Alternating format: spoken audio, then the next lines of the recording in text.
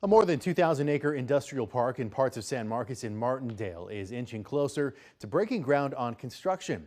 Developers say they chose the location because of the dramatic growth in the Austin-San Antonio I-35 corridor. But neighbors are concerned about how it'll impact those who call that area home. As KXAN's Sarah Alsheh reports tonight, the two met to discuss the project.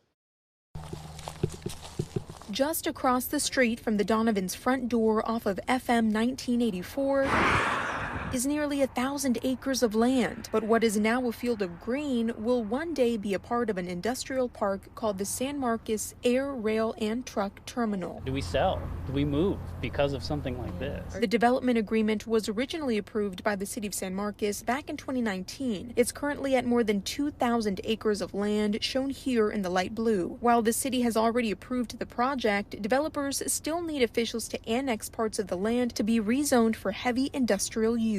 Their goal was to incorporate air because the airport's right there, rail because the rail line's right there, and truck transportation so that manufacturers that they bring in have an easy way to just export whatever they're manufacturing. Annie Donovan says it poses some environmental concerns given its proximity to the San Marcos River. Tonight, Annie and others met with the developer to ask questions and share their worries. We have a lot of trailer homes out here. Some of those people cannot afford to move. In a statement to KXAN, the developer says there's been a lot of growth in the Austin-San Antonio I-35 corridor and that this would bring jobs to the region. For the Donovans, this project makes them consider leaving the area. But after pouring their savings into this new home, that doesn't seem possible. Housing prices have skyrocketed. Where am I going to go? Sarah Alsheh, KXAN News.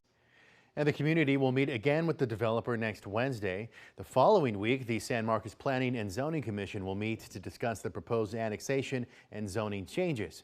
We reached out to the mayor about the project, but we haven't yet heard back.